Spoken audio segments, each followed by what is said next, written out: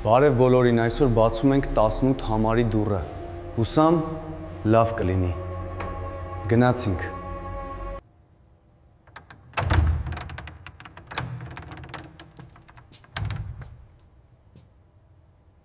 Բարով եկար, երիտասարդ,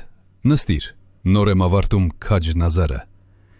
Ինչ լուրեր կան ապագայից, մեր բալիկները շարունակում են կարդալ իմ հեքիաթները։ Բարև ձեզ վարպետ։ Դե ոնց ասեմ, հիմա գիրք քիչ են կարդում, հիմա հեռախոսով TikTok են նայում, օրը 5 ժամ։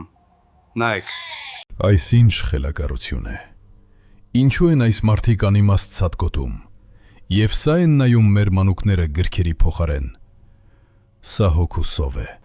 Դե դա տրենդ է վարպետ ջան։ Ուղղակի ուղեղն անջատելու համար են նայում, որ հանգստանան։